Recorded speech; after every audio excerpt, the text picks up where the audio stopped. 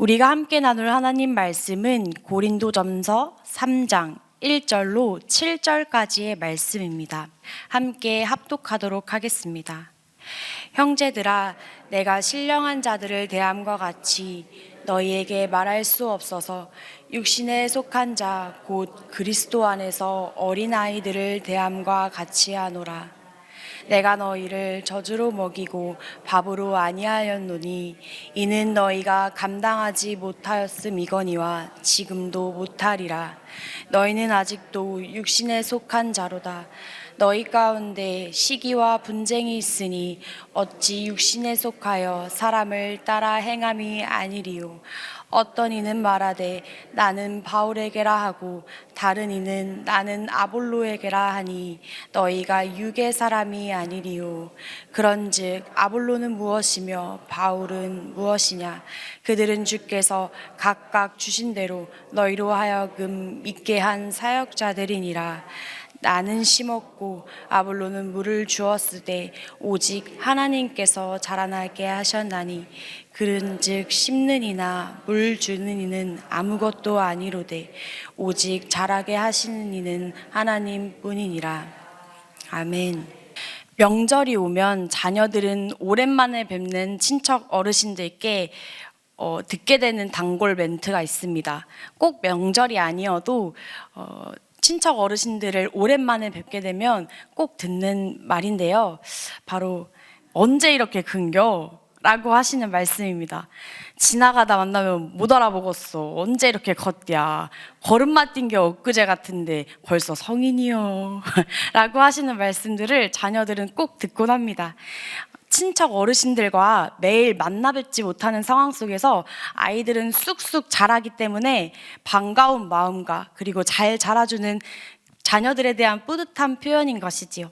자녀들의 성장 과정을 매일 옆에서 지켜보지 않았다면 몇 년 전에 만났던 아기는 초등학생이 되어 있고 초등학생이었던 어린아이는 사춘기 청소년이나 성인이 되어 만나기 때문입니다. 만날 때마다 키도 얼굴도 달라져 있기 때문에 자녀들을 만날 때마다 어른들은 그런 말씀을 하는 것 같습니다. 이처럼 아이들은 쑥쑥 커야 정상입니다. 이제 막 태어난 신생아는 년마다 자라야 하는 평균 센치가 있고 또 영유아 시기를 거쳐서 아동의 시기, 청소년의 시기를 지나 보내면서 몰라볼 정도로 쑥쑥 크는 것이 정상입니다.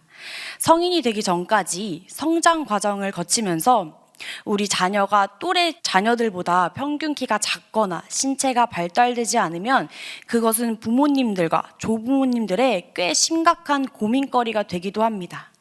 오늘 본문에서 바울은 비슷한 맥락의 고민을 했던 것으로 보여집니다.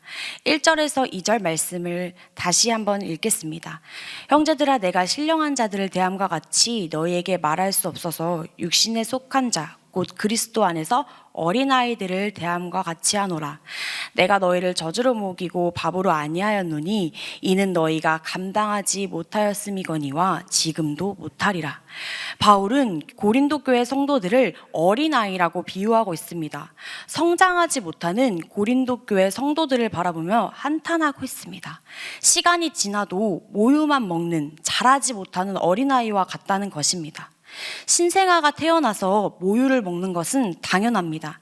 하지만 이 아이가 1살, 2살, 3살이 되어도 이유식은 입에 대지도 못하고 모유만 먹을 수 있다면 이것은 정말 심각한 문제일 것입니다. 하지만 고린도 교회 성도들은 본인의 멈춘 영적 성장을 심각하게 생각하지 못했습니다. 복음을 들었을 초기에는 영적으로 어린아이와 같을 수 있습니다. 하지만 오랜 시간이 흐른 뒤에도 여전히 영적으로 성숙하지 못한 채 깊은 진리를 수용하지 못하고 멈춰 있다면 이것은 육체의 성장의 문제처럼 심각한 일인 것입니다.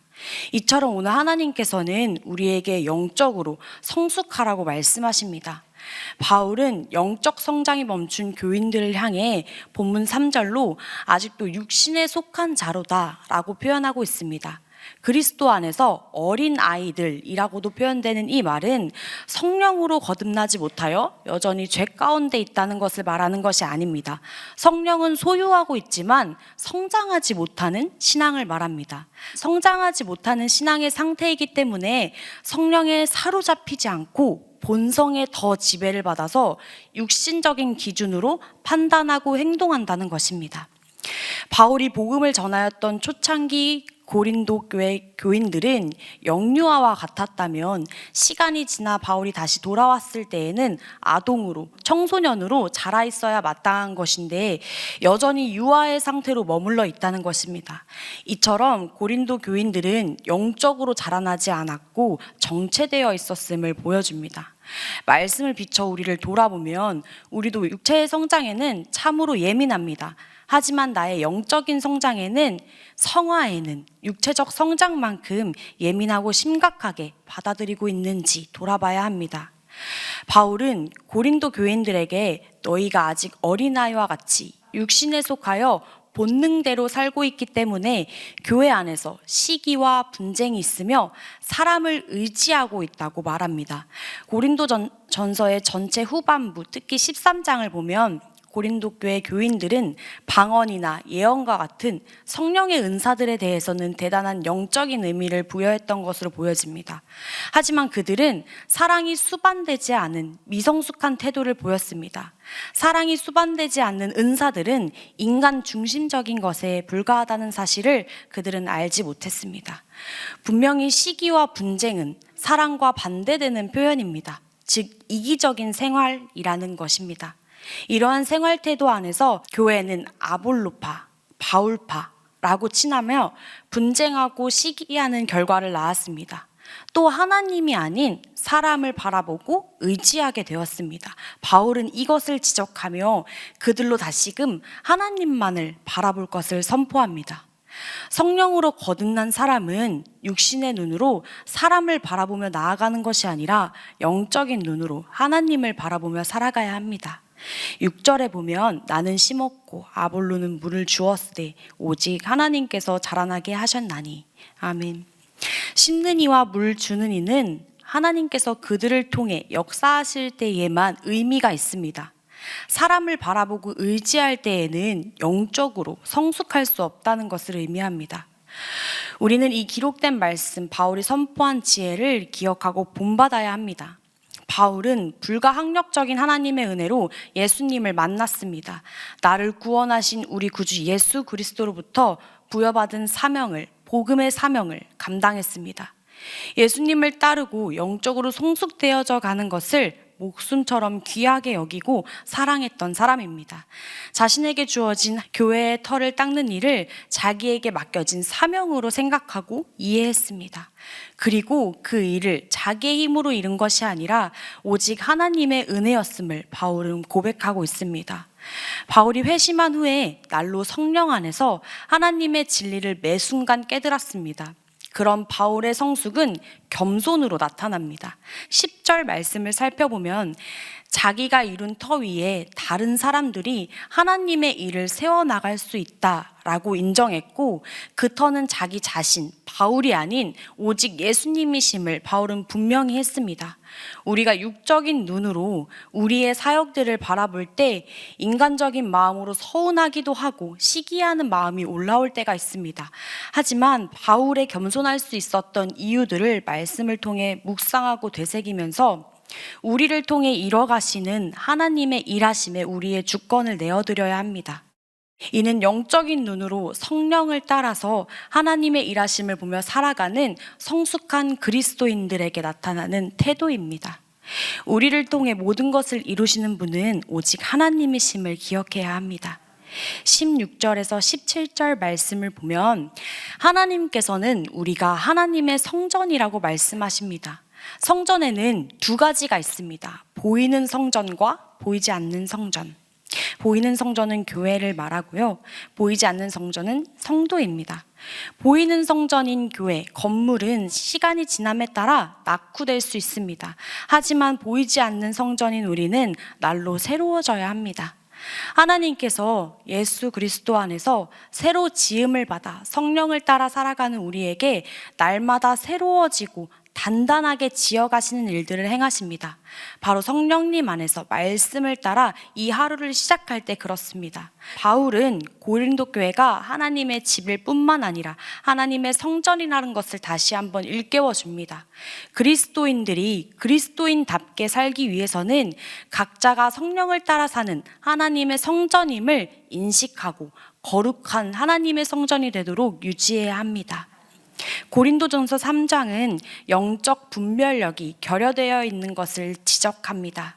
예수님을 위하여 올바르게 성장하고 말하고 교회를 세워가는 것이 얼마나 중요한 것인지 바울은 말씀을 통하여서 오늘날 살아가는 우리에게 일깨워 줍니다. 교회의 분열이 되고 육신의 추한 자가 되지 않기 위해 하나님 앞에 영적으로 바로 서는 우리가 되기를 소망합니다. 이 하루가 되기를 소망합니다. 오늘 이 하루를 살아가면서 신앙의 성숙을 이뤄가는 우리가 되기를 바랍니다.